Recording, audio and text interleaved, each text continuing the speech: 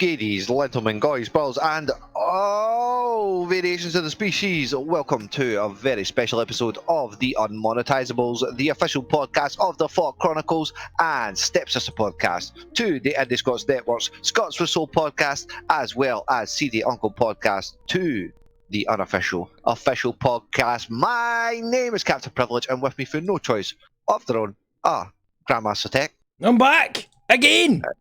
And somewhat of a spotty internet dip, possibly at some point. Mr. Yangy Young may or may not join us, it just depends. But as ever, we have an array of fuckers in the chat, with the one and only Mr. Manisette of Manisette TV. I'll fuck you up, you dick. Should have been a mango. And of course, the wonderful Coddy, my dog. Happening by up. This is like fucking 2 weeks you've been up at this time of the day. How the fuck is it? I know, this is starting to get unsettling, man. Is it cold underneath Andy Else's feet, or is that just hell freezing over? I'm not too sure. It's freezing over, boyo. Returning this week, Mr. Zen Bloke. How you doing, Bubba? I'm doing just fantabulous, dear boy. That's fucking brilliant. That's good stuff. And of course, as we said, we've got Tech making us a fucking triumphant return. Back from the world of the Wales. Oh God, don't tell us where you've been. I don't want to know where you've been. Good God. You can't wash off that kind of sheepish shame. Not a midget gem you've found in the street. It's not any.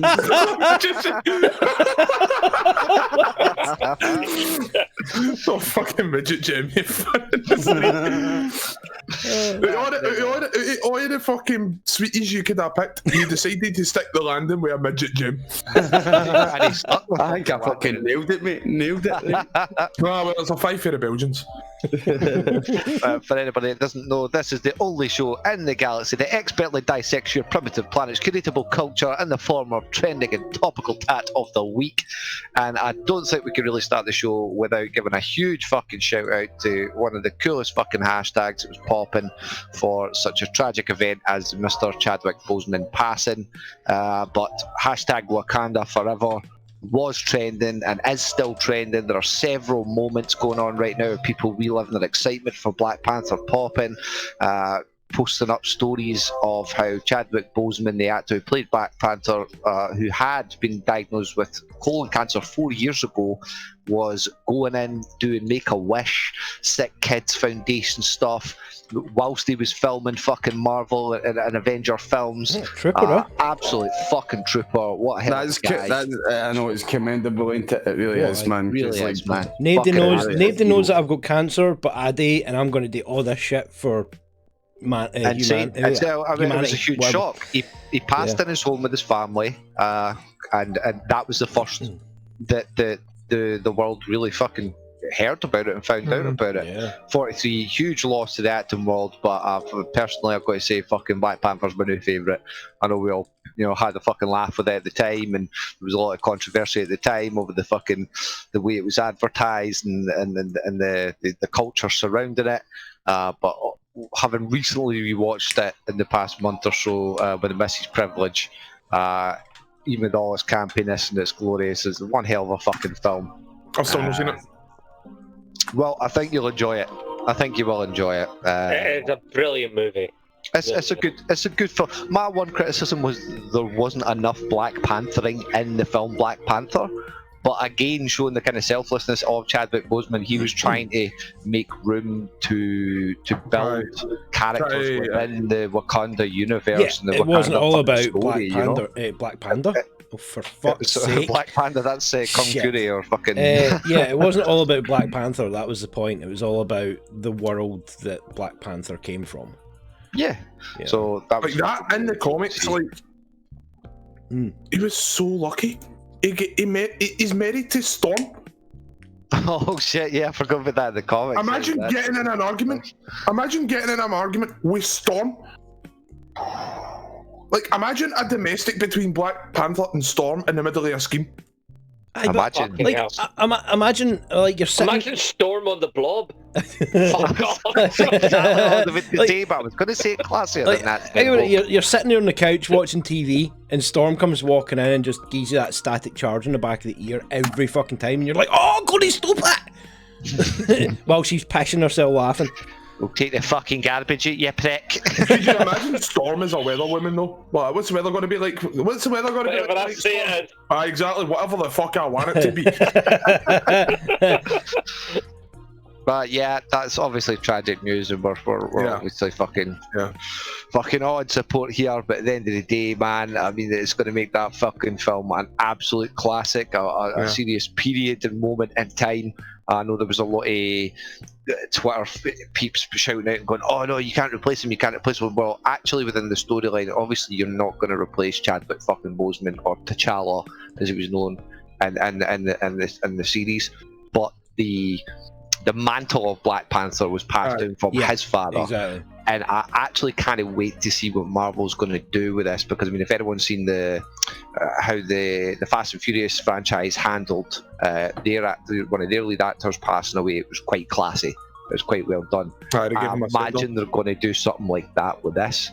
So yeah, man, it's fucking, you know, every cloud and all that sort of shit. Obviously, it's not a nice fucking story to kick us off with, but to me, we kind of fucking know. I admire him. I admire Chadwick because he done one thing that you don't see a lot of celebrities do nowadays, and he managed to he basically separated his celebrity status from his personal life. Yeah, Because put it exactly. this way, how many people on the planet knew he had cancer before he died? Yeah, That's it it. was a fucking shock. Practically nobody. Exactly. But that told, I mean, the that thing told that you that hit he was keeping it to himself. He was actually keeping his personal and his professional lives separate. That's it. I mean, when you watch an actor or an actress on screen, you're like, you know what? There's nothing much about them in like the news or media or anything like that. Like, there's barely any photographs of them out in public, that kind of shit. And generally, they're just being a good person, so there's nothing notable about them outside of what they do in the film world. And it's like, that's actually quite nice.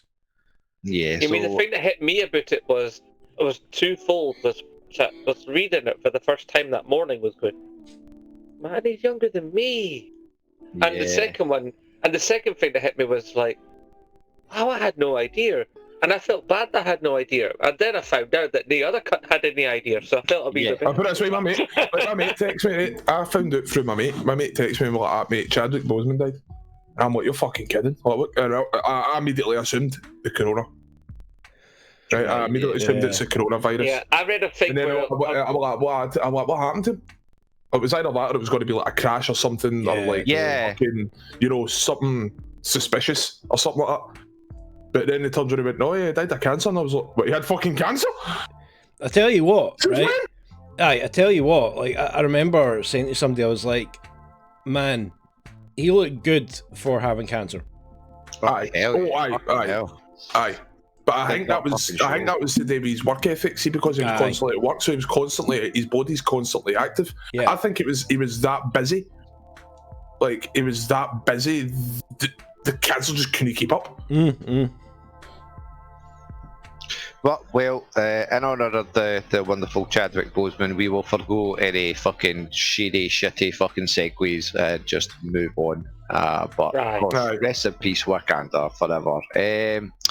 TikTok house lights and water are out. This is a fucking mad story where these TikTok houses, I don't know if any of you are aware of these, but these are basically like YouTube houses, aren't they? But for TikTok, consumer houses. Literally, yeah. So when you've got a huge consortium of bigger stars, instead of them having to fly backwards and forwards to make hundreds of fucking collabs and shit. Is this these cunts that do all the fucking reaction videos? No, the TikTok, you know the app TikTok, God, you know. Aye. You've heard of it, yeah? The dances and stuff and the duets and stuff. oh my God, don't go boomer on me. Oh my God, he's gone full boomer! Ah! But the bigger stars that were collaborating decided to get together at houses. However, some of those bigger stars decided to let's throw parties during the quarantine. Of course. Even when they get told off for it, let's keep throwing parties during the quarantine. Oh, what's that? The mayor's threatened to cut off our electricity and water. Fuck them. Let's throw Oh shit, they've cut the water off. Fuck. What do we do? That's not fair. Why did they do that? I mean, there's two sides to this argument. Obviously, the fucking numbnuts, they should know better. These people are quote-unquote influencers. So they have come out, some of them have come out and apologised, said they should have known better, even though they were TikToking the moment that their electricity and water went off. And, oh my god, you guys. But then, arguably, as fucking COINTELPRO Joe Rogan pointed out in the podcast, he's like, well, what the fuck do you expect these kids to do when the mismanagement of the fucking quarantine and the pandemic itself is inevitably going to be linked to us. We spoke about this with Jake Paul throwing parties, and it's like, well, again, what do you fucking expect? Kids are going to look at people not taking it seriously and go, well, why the fuck should I take this seriously, you know? Yeah. To be fair, Jake Paul is a fucking wet wipe. Yeah. Hearing this, all I see in my head is the Janie Godley version of Nicola Sturgeon going, right, you to tell Frank, get the door. Well, essentially, that's what happened. The mayor pretty much said, like, look, we can't fine them directly for congregating, but what we can do is petition the fucking the local electricity and water providers to cut them the fuck off. Yeah. Do it again. And What's the famous saying? What's the famous saying? If in doubt, smoke them out. Yeah. Pretty much. Aye. Yeah. But I mean, the only tragic thing about that is these little fuckers will probably just go buy a mansion in the next fucking county. I'm surprised. Or buy a generator. Yeah, that's what I was going to say. I'm really surprised that one of them didn't know somebody that knew something. Could you imagine it happened in Scotland though? Could you imagine it happened? Say there's a big streamer house in Scotland and the council cuts off the water and and they just walk out. You just see the council representative standing outside their door. And the guy just walks out the door and goes, get up, you've got a chipped leggy box. Oh, have you really? So now we can do you on something. Excellent. We don't drink water, just pure fucking booze, right? God walks out his door, like, you can't affect my house, I've not got council tax. Get it up, you. It's like you see the streamer next again, Dale, on like TikTok or something like that, going, aye, so the council have blocked off my water, but what they didn't realise is I bathe myself in pure Evian. Just emptying bottles into a bath. Imagine that, Butman. I'd be fucking... Fuck that. Well, from TikTok and versus Mayor beef to everyone's favourite YouTuber / boxer and everyone's slightly, maybe, kind of known favourite rapper-ish, Trippie Redd. KSI versus Trippie Redd beef. The one-time collaborators. Trippie Redd, he's so hot right now. Trippie Redd? No? T-R-I-P-P. I think you're tripping Red if you think we all know who you're talking about. Are you sure you're not making some of these people up, Trev? No. Good try. It's starting to sound like it. I think I'll do that one week just to see what happens. No, Trippie Redd was known more so for being friends with Snitchy69, Takeshi Snitch9, in the early days, and they started having a beef. But there was a huge eyebrow raising, sort of like, is this just a manufactured bullshit beef? You know, because they were like FaceTiming each other and talking to each other constantly, beefing, kind of really weird internet beef. But then he most recently was featured on KSI's hit single, what the fuck, the Wake Up Call. But then, for whatever reason, Trippie Redd was in a Jake Paul video. Jake Paul bumped into him in a fucking gym and had him calling out KSI on his on like an Instagram video. So of course the beef is slowly but surely came up. Trippie Redd's, oh, you know, it's all love, man. You know, like, thanks, you keeping my studio pro with that #1. Like, what the fuck, you know, like, it's all love. But KSI's like, yeah, you were one of the most difficult people to ever work with. You know, fucking ridiculous. I'm glad that your only British #1 was worth it for you, motherfucker. Kind of shit. So. Do you know what I find hilarious? Chances are you would try and do that next week and hit out with a rapper that they considered, like, not even they considered, they a fake rapper. You'll hit out with a fake rapper and then knowing us, we'll Google it and it turns out to actually be a rapper. I'm not going to be able to pull it in. And that is a commentary, like, that is a commentary on the state of rappers nowadays and their names. Yeah. Lil Dink Donk 6'4". Lil Dink Donk 600. Please tell me that was an example of a fake name. That was an example of a fake name, but again, I'm probably like, oh god. I know there's Lil Durks and there's Lil Donks and there's Lil.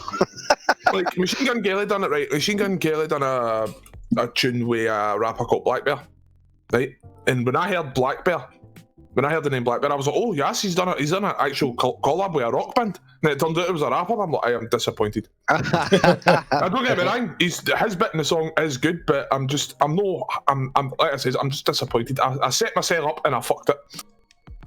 Well, I think it's like really interesting this because this is like the first example you've got of a non-gangster rapper getting a YouTuber rapper getting into a beef with a quote-unquote gangster rapper. Like, if everyone who's just like seen Trippie Redd, he's face covered in tats, constantly just smoking blunts. There's been stories of him pulling up on people and trying to fight with people and getting in fist fights with people and stuff. I would love like when it come to anything, because I mean, when the fuck's Trippie Redd going to come to London to try and fight KSI? You know? No, I would love for them to like try and die a drive-by in a Glasgow scheme. Like, hey man, I'm gonna fuck you up, and there's this big Davey for fucking Cumbernauld. Like, is that right? Aye, come here. Stick the heat on the motor. Aye, but I just fucking he doesn't even open the door, man. He just puts his fist through the window, drag them up in the neck. Aye, Sandra, get me my cleaver.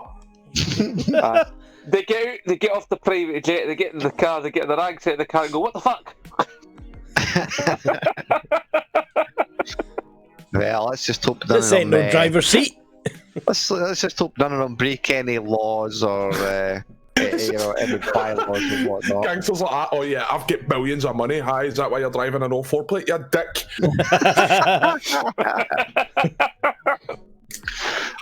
Right, well, let's again, I'll repeat that segue because I've got no other segues in my pocket. Let's hope none of them break any laws. But speaking of breaking things, as the thumbnail does hint at, the one-time Disney star princess, Bella Thorne, managed to break OnlyFans twice. Now, this was quite an impressive feat, as anyone maybe noticed lately, a lot of your big stars have been, such as Cardi B and whatnot, been starting an OnlyFans. It's not that gross, Zembo. It doesn't give the book that quick. See the OnlyFans. See if you've got it, flaunt it. Okay. I mean, if you think, if they put it this way, the last time I checked, it's not illegal.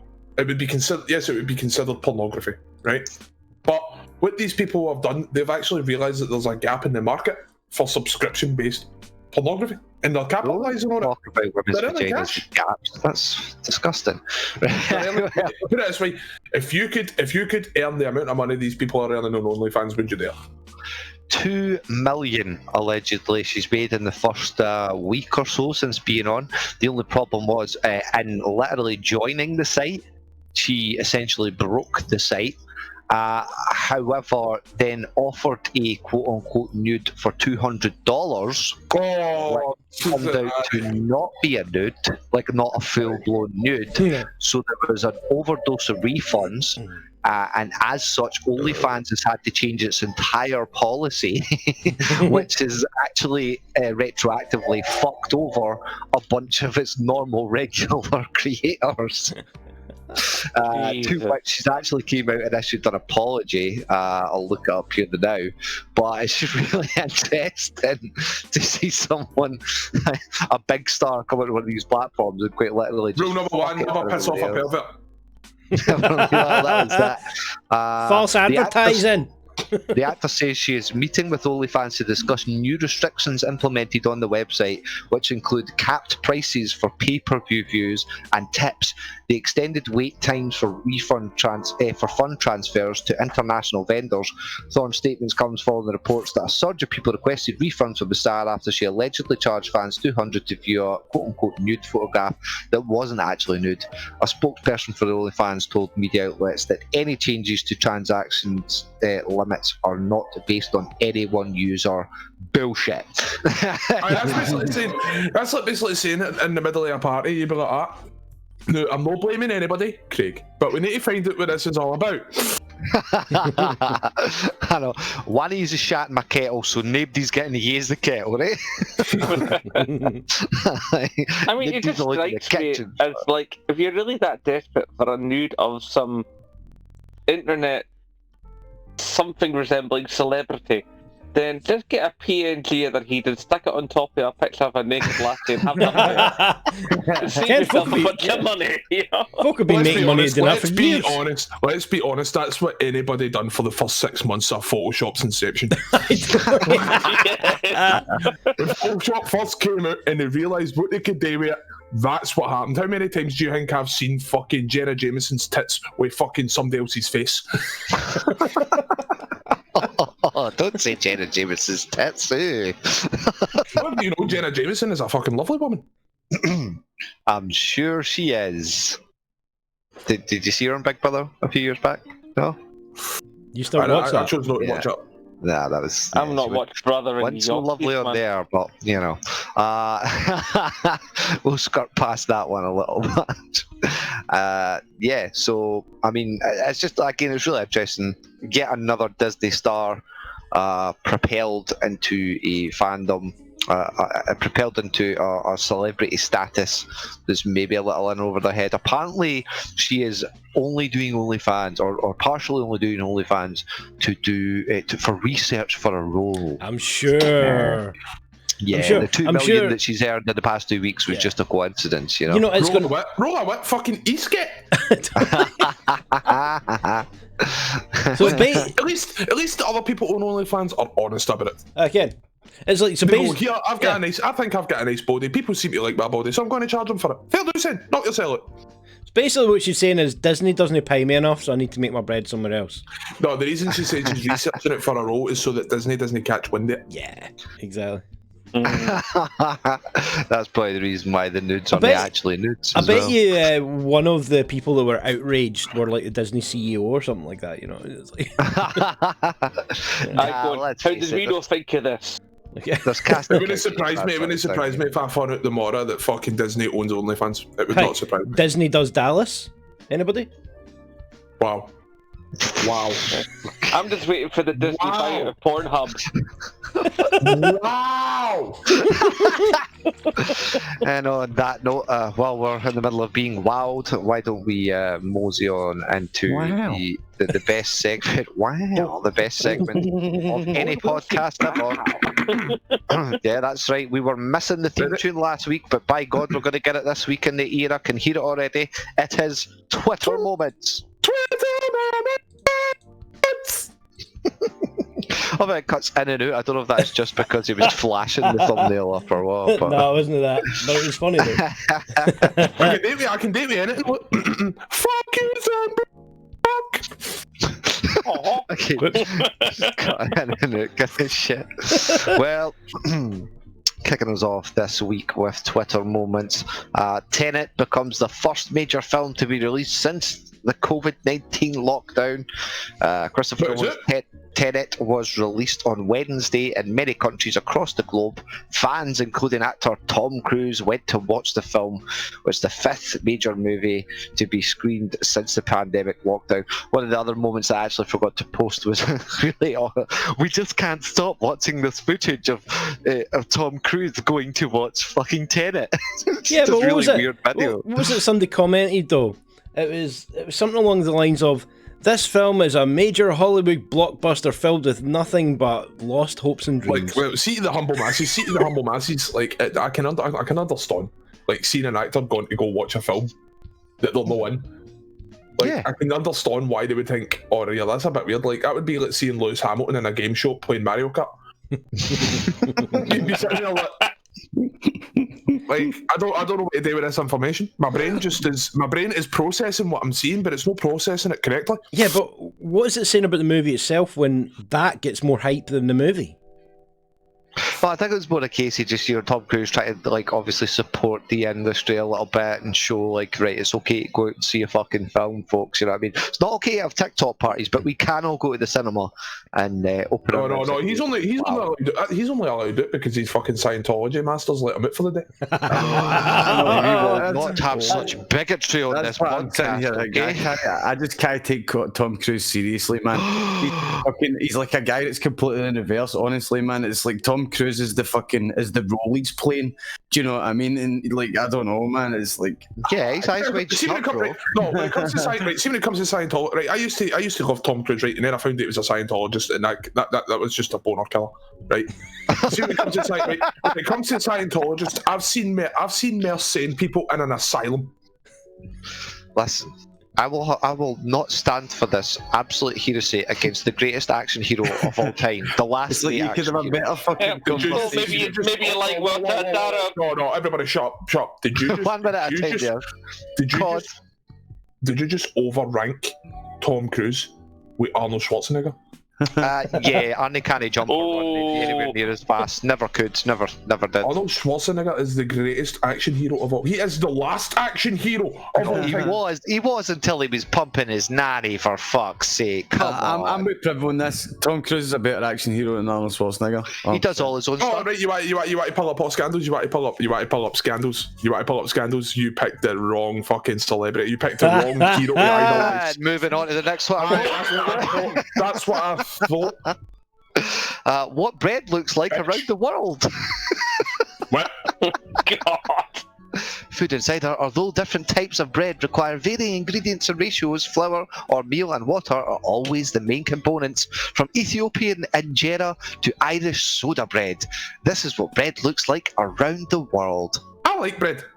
That looks like a fucking baked tatty to me. That doesn't look like bread. If any nation likes bread, I'm not getting any of these things in the streaming chat for the Twitter moments.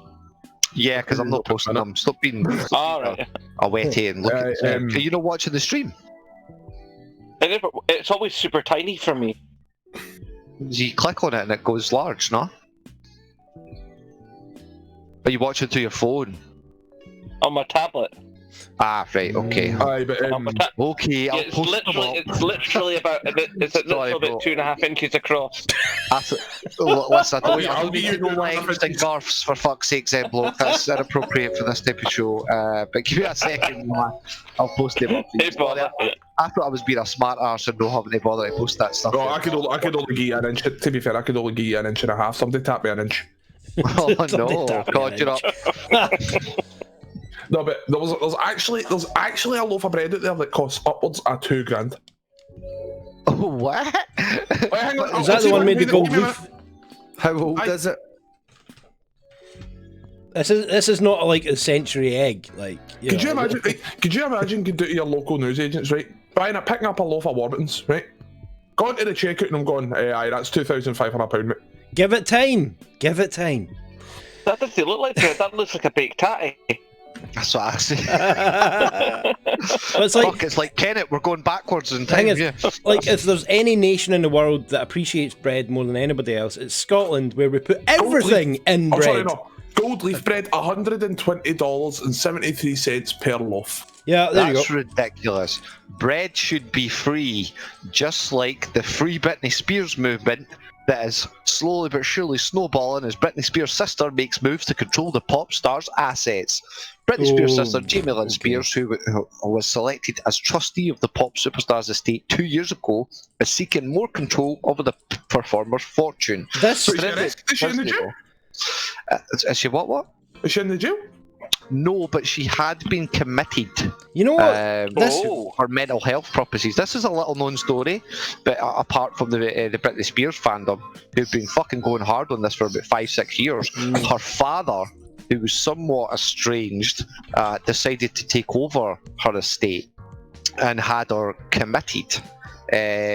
She did then come out of said rehab facility, but the father has maintained control, and the arguments have been made that he's actually just fucking squandering the cash and fucking embezzling our cash by the fans who believe that Britney Spears is actually not free. Well, Britney, I've got a piece of advice for you, hen. See if you want that money back, you better work, bitch. Well, she had been typed in. I don't know if you remember, she'd actually got that really crappy Elvis contract where she was going to be performing in Vegas for like fucking 5 years straight. like 3-5 shows a fucking week, you know, for the rest of the time. But that fell through due to her mental health, I believe, at some point. Aye.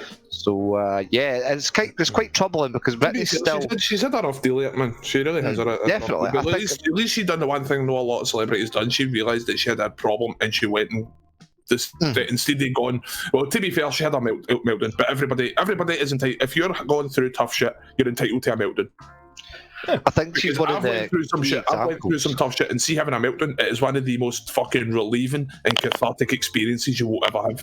Fair enough, you look like an absolute fucking crackpot while doing so, but you don't give a fuck because halfway through it, you're just like, this feels fucking amazing. Especially when you start telling people to their faces exactly what you think of them. That's not having a meltdown. That's just being human. It's just being Manny. So, I was gonna say, if that's the case, man, I've been having a meltdown since I was born. I think this is a tragic case, like the opposite side of like the Bella Thorne story. Britney Spears, little known fact, was a Disney child actress. Yes. Then spent pretty much from their fucking teens right through to their adult age just being a pop star.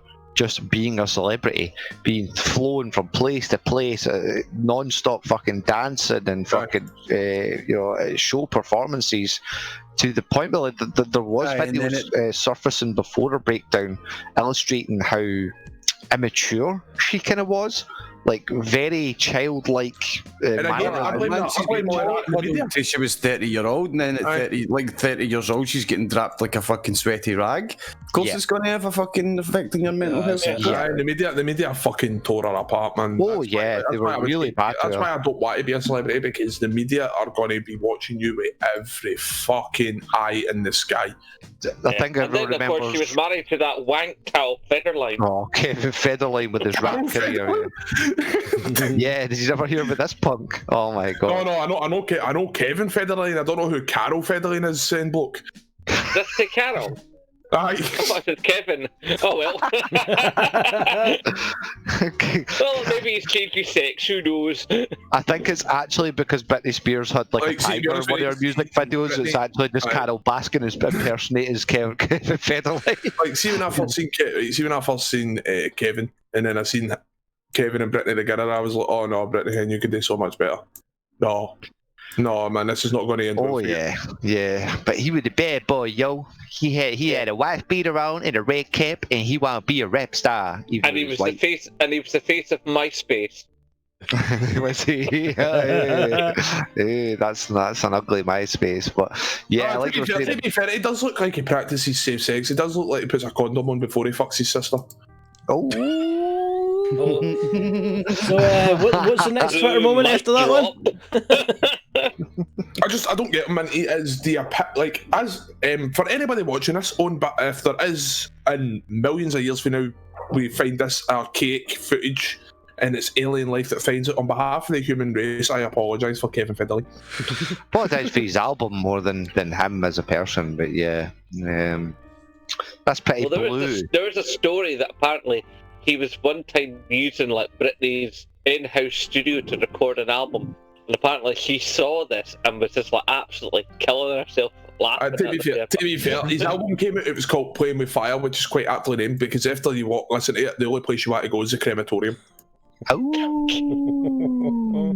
god damn, you ain't holding back on old K-Fed over here. Because K-Fed is what we call in the Scottish scene a walloper.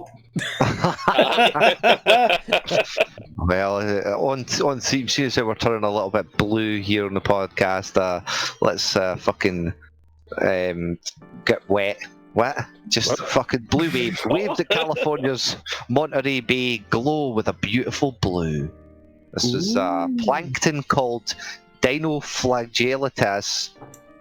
Those are the wee jelly ones you get out of the shop. Dinoflagellatus. That's what I said. I just said it different. Dinoflagellatus. At California's Monterey Bay during a rare natural event that made the beach look like a scene from another planet. Locals gathered to watch a luminescent sea reflect from this. What?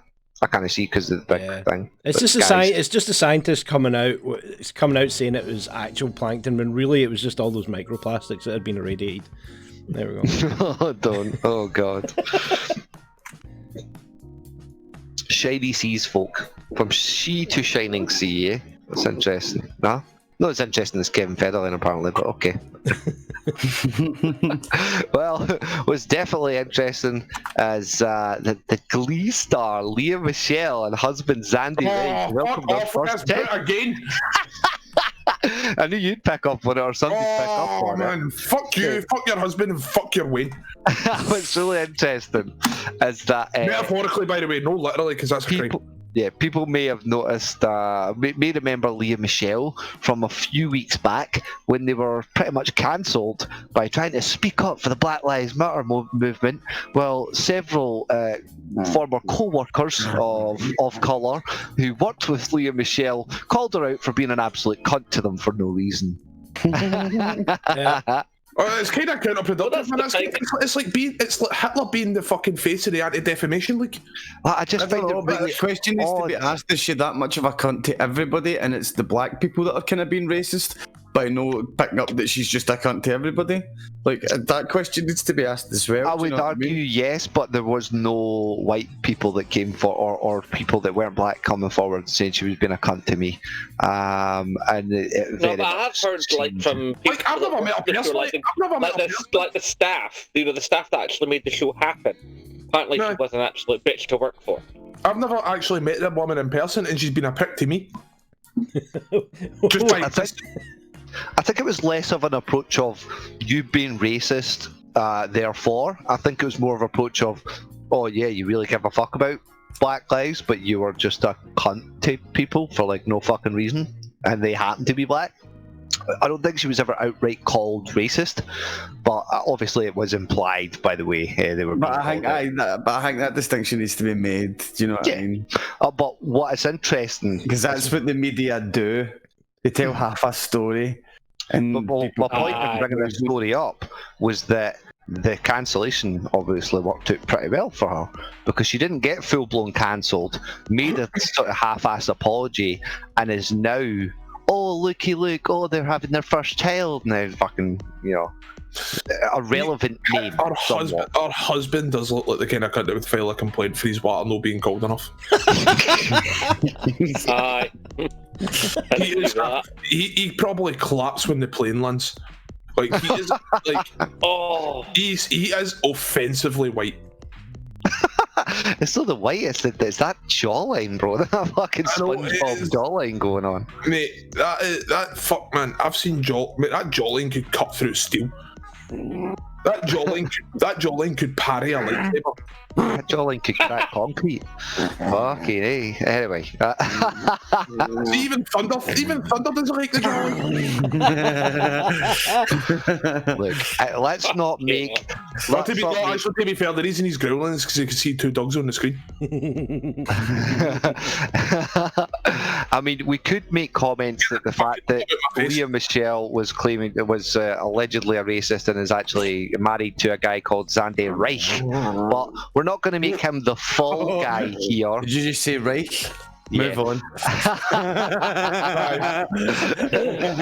not going to make him the fall guy here. But speaking of Fall Guys passes another milestone as it becomes the most downloaded PS Plus game ever. Fuck this game.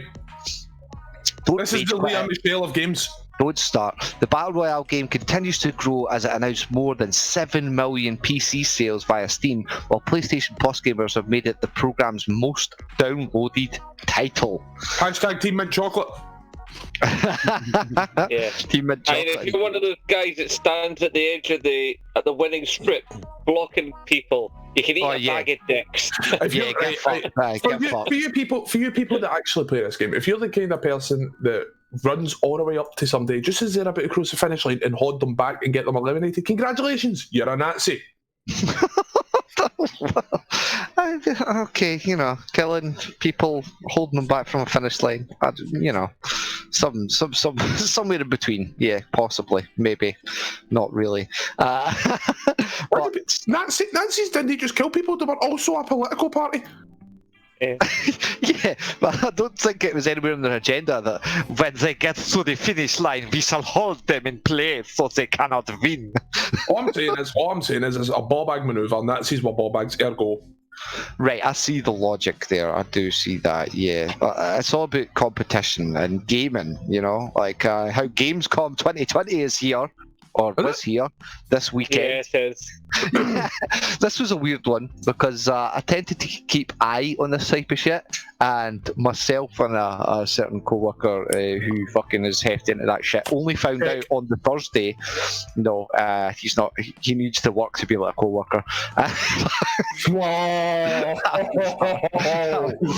was fucking cold, man. No, stay need for that.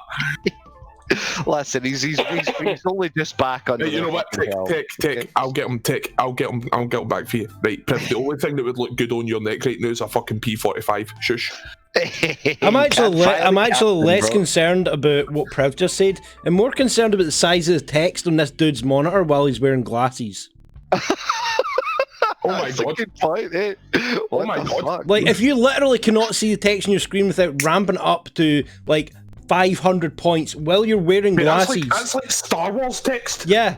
Like, dude, get some better glasses, man. To be fair, right, speaking of P45s, right, I was playing a game and a guy walked up, well, I'm going to give you a P45, and we're like, oh, what kind of submachine gun is that? I shot him, and I am not ashamed to say I emptied the clip. Sorry, Zembok, I've not posted that up yet. My fingers were hovering over it. I was too busy laughing. So yeah, Gamescom launched on Thursday, which was a weekend long, essentially a replacement for E3. I think realistically it was actually just one big advert for IGN's new shows, their initiatives, where they have like a daily gaming podcast, a fucking weekly this and that gaming podcast, a whole array of shows. But well, I mean, the last couple of years there has been an opening night live with Jeff Keighley, and it's been reasonably entertaining. But as I was about to say, seriously stretched out affair. Jeff Keighley was hosting, and it was really awkward and weird though, because they were like Skyping it or like Discording in all these devs that were kind of like half asleep at their desk, you know, because they left their rooms in fucking 6 months. It's like, yeah, we're very excited for the launch of our game, but then what was really kind of awkward and skew with was we're going to take you back here to the future for a moment, and all of a sudden the Back to the Future theme plays, the rubber tire screech and the flaming fucking tracks appear for Doc Brown to come on at the age of whatever the fuck 90 he is, and really awkwardly introduce a fucking virtual surgeon simulator or whatever the fuck it is. Surgeon Simulator 2. Yeah. It was just really odd. Painful. Like some kind of weird contractual obligation going on there. Nothing will ever be as painful, right? Nothing will ever be as painful in gaming history is the guy that was at the League of Legends finals, the announcer trying to sing along to a dubstep tune. I remember that shit. Oh my god, I've not seen that. That was hard to watch. Well, you won't have to worry about that kind of pain soon or for too long, Manny, as Elon Musk showcases his new AI-powered brain implant. I told you. Pigs. I told you this cunt was going to be a Bond villain. Yeah, okay, yeah. Elon Luthor, I mean, Lex Musk, I mean, fuck, no, man, he's totally not going to kill Superman. Old elongated musket. What the fuck? Described as like a Fitbit for your brain, Elon Musk conducted a live demonstration of a device created by his brain-machine interface startup. That sounds scary. Neuralink. Right, Neuralink straight out a Black Mirror episode. The coin-sized chip plans to link computers to human brains to help address neurological diseases and injuries. Currently, if your PC gets scalped to a Trojan, that's you fucked. Good night. That's basically the start of Johnny Mnemonic.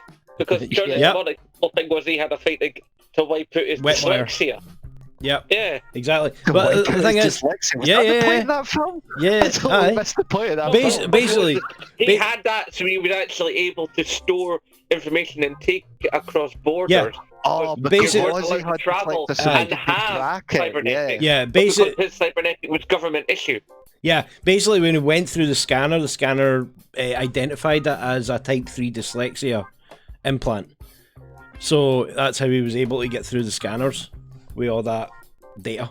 But yeah, the thing is, right now, Elon Musk and the team have been doing the tests on pigs to try and figure out, like, if the pig sniffs at something, it activates a certain part in their brain so that the chip can actually detect the impulses. And they're basically like, oh yeah, we can see what's happening here, we just don't know how to decode it. So until we know how to decode it, it's useless.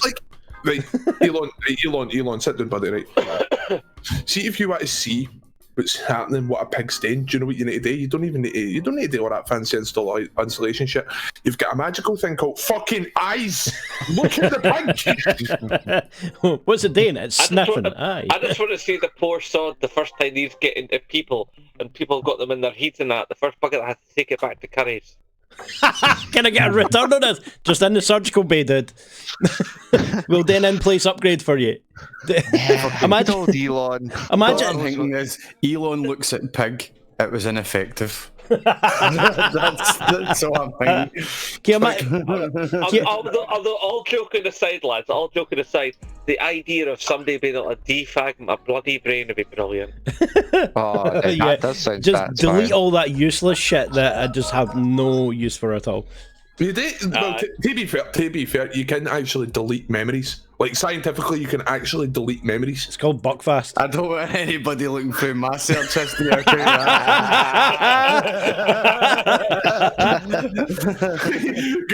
just look through his Google and it's just the sultry space marine. That's always the thing, though, isn't it? If any bugger ever develops time travel, the first thing you're going to do is go back to yourself when you were 16 and go, delete search history. That's all I'm going to tell you. I would be an absolute bastard to myself, so I would go back in time. I would walk up to me, right? And I would make myself look as if I'm an older version of me, so that he knew that I was for the future. I would walk up, slap him, and just look him in the eye and go, nobody will ever believe you, and continue on. Why would you do that, Manny? Why would you do that, Manny? I don't know what you think you'd have to prove to yourself, but Mary J. Blige has nothing to prove except to herself. Oh, he's moving on. With multiple projects on the horizon, Mary J. Blige continues to be a powerful force in the entertainment arena almost 30 years after her debut album. Even Senator Kamala Harris is a fan. On you go ahead. You do you. I love these PCs that are just kind of blatant, kind of blow up PCs, get advertisements for the new album kind of shit, you know? Like, oh, it's got nothing to prove except to herself. Oh man, I wish I've always had, like, see, when it comes to humour and that, I've always had funny thoughts, like people in power, people in a celebrity position doing, like, aggressively civilian things. Aggressively civilian things. Could you just imagine Kamala Harris in the Senate after a meeting just gone walking on, like, here, have you heard this album? It is banging. Well, Kamala seems to think just a group of senators in this loudspeaker going, yes! Tune! Big bad cop Kamala seems to think she was listening to Snoop Dogg about and smoking weed in college to Snoop Dogg's album about 5-10 years before it was released, but that's a whole other story from when she was on The Breakfast Club. But that's an album. Speaking of albums that aren't out yet or haven't been out for a long time, Lil Wayne's 2009 mixtape No Ceilings finally lands on streaming services. One of Lil Wayne's earliest fucking triumphs that wasn't an actual fully fledged album, therefore didn't make it onto any streaming services, is for whatever reason now being brought on, probably because Birdman spent all his money on coke and male hookers. Birdman's a banging film. Oh no, wait, we'll talk about Lil Wayne. No mind. Yeah, talking about Birdman is Lil Wayne's sugar daddy or whatever, allegedly sugar daddy. No takers? The Lil Wayne fans in the house? Me neither. To be fair to Lil Wayne, right, he has had some good tunes, right? I do like some of his songs, but and I respect the fact that he's a skateboarder. But well, he walks around with a skateboard. Apart from that, I don't have an opinion on him. I don't like him nor hate him. Yeah, I'm in a similar boat. It's like he exists. Meh. I'll admit the fact that he is a veteran rapper. Like, he has been in the game for quite a long time. But apart from that, I don't really pay attention to him, to be fair. It's kind of interesting to me because he kind of, speaking of skating, he kind of skated past the whole fucking the fact that he wasn't gang affiliated when he first came out. Got signed, got a whole bunch of fucking tattoos over his face and his arms, and suddenly became a Blood/Pyro member. Was famously that's a bit of a stupid move, man. That's like me getting an Asda tattoo after working in the stockroom for one day. The fuck's the point? But he had also famously got caught up in LA at one point when he dropped by to try to take part in a video shoot, and then his entire entourage got caught in a traffic jam. So the actual local gangsters came chapping at the windows of his car motors, asking what up with all that blood shit, cause you ain't blood. Sorry, man. I've just got again. A Glaswegian would handle that completely different. They'd be like, "Yo, what up?" Well, I'll show you it. Fucking up, man. Bottled with a fucking bottle.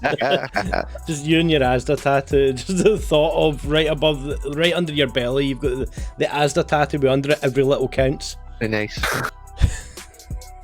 Yeah, I want to see proper Glaswegian gangster rap, like not like Glaswegian. It's called mumble rap. Like Americans.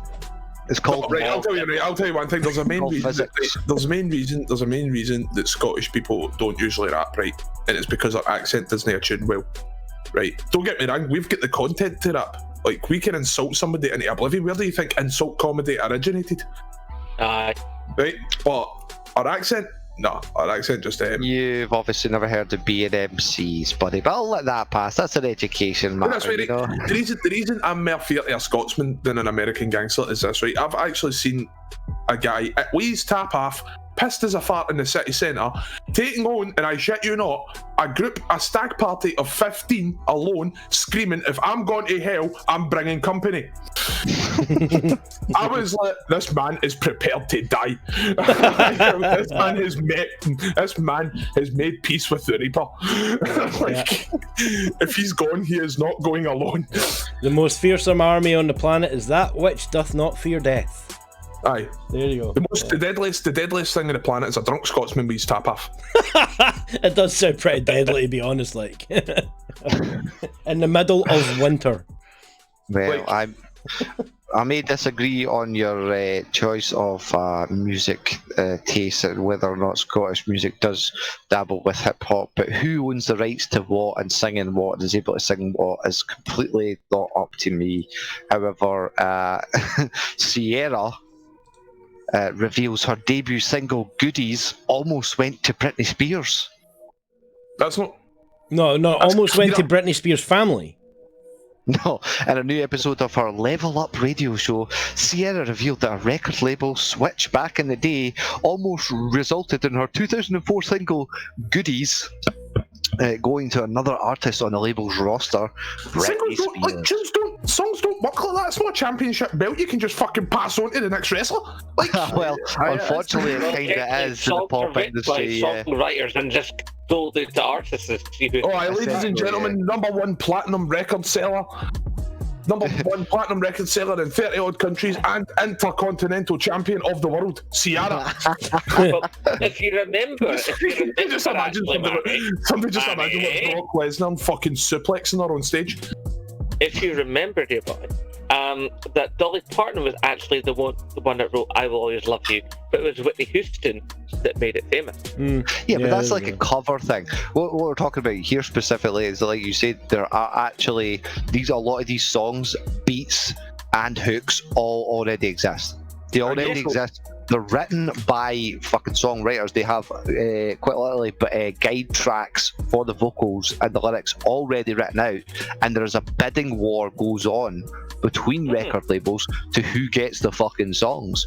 And in some cases, even like this, she's obviously had the song, Mad Goodies, I can't even remember how the fuck it goes, but I just know that's the one that made her, even though Low was a way better song, but that's a totally different thing. And the fact that they've then maybe threatened to not let her have it as she's had the music had to move from label to label.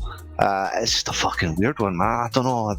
It just to me it unveils a lot of what's actually going on in the pop industry. It's not a huge fucking secret to anybody who's into their music that these quote-unquote artists are nothing more than just performing artists. I miss Cobra Starship. Cobra what? Who's a Starship? Cobra? What? That's... You've never heard of Cobra? I know the band Starship, but Cobra Starship? Of course you do, you fucking boomer. No, Barry, play nice. Just because you have a bunch of weird Ouija tunes in your head doesn't mean everybody else does. Cobra Star, it rings a bell, but not really. No, it's not as much as Goodies. My Goodies. I don't know. I might imagine Britney Spears singing that song, but I can't. I don't know if I can. My Goodies. My Goodies. What a goody way to finish the podcast, eh, guys? Oh, God. No. That was Twitter Moments brought to you by Captain Privilege. If you liked this, or didn't he, get involved if you got I've anything just better. seen that meme by Manny TV. You just noticing that. I need to segue us out now. Twitter Moments! Wait, that's it. Wrong one. Moments indeed. Why the fuck is there a sparrow on the screen? Why not? Why not? Because Tech's on a furry thing this week. I don't know, flamingos and squirrels and fuck knows. But yeah, usually we have been doing week by week. We're doing the Giza Yen segment, but I've got to give it a little pass this week because I need to work on some of the prizes and whatnot. Yeah, did you manage to sell your dragon egg? No one's buying the 10 billion yen dragon egg for whatever reason. I don't know why. Yeah, Much maybe of need to a lower your cheapskate. price there for the dragon egg. Like, To remind everyone who isn't here, make sure you get your percent dailies into the yen dump and get your yen up so that we can offer you some wonderful illustrious prizes such as 2008 web mic complete with blue tack, or a copy of a 2006 Kerrang album. I'll get it It's right just someday. what all. Holy fuck. So currently on the server board we have too many numbers with 72,000.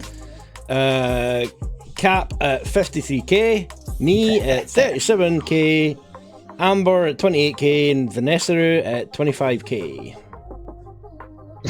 Manny, you can't steal. It's not that type of nice try though.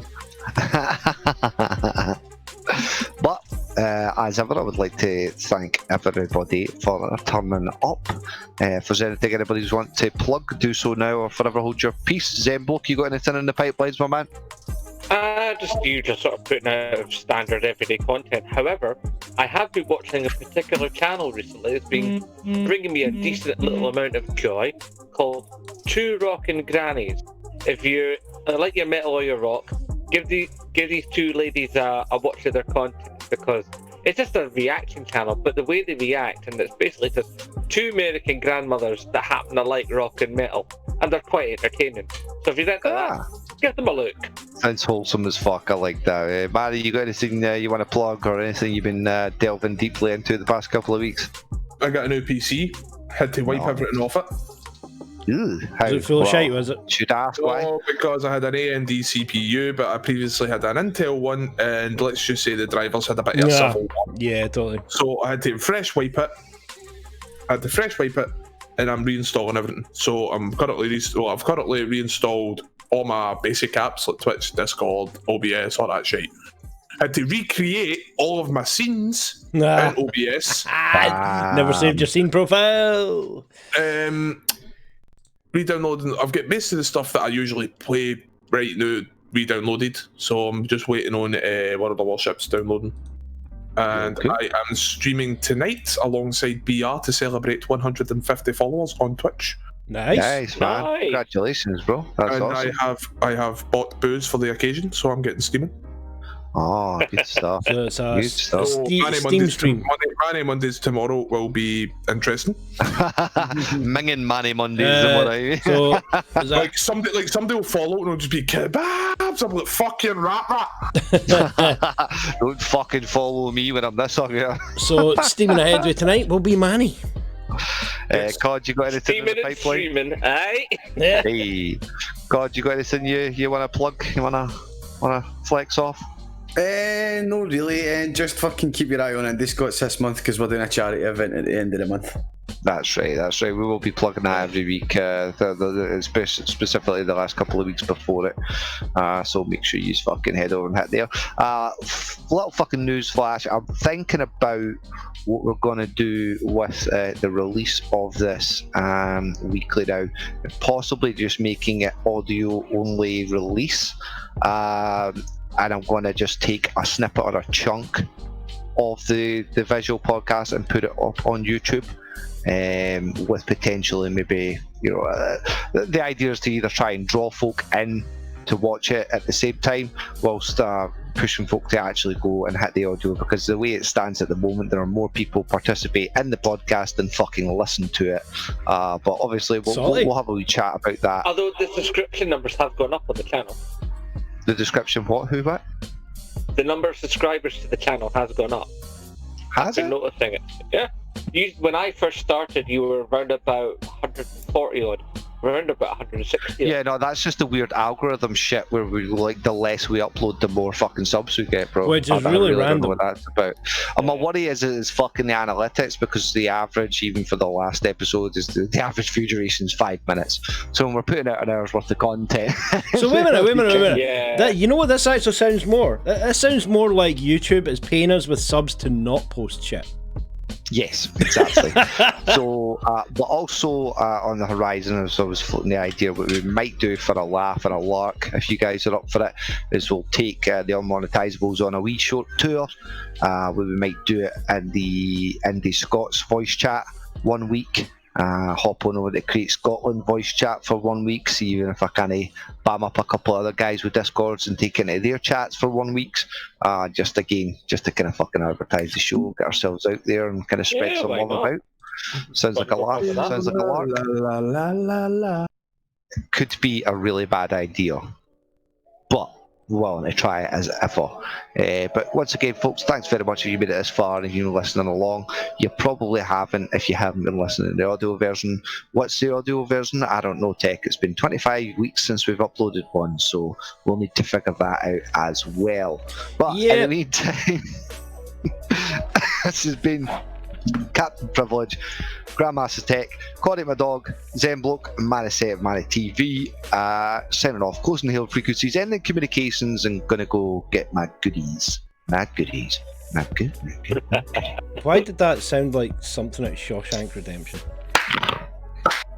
When I first saw Andy Dufresne, I knew he was fucked. He was the one that sang that song, Goodies.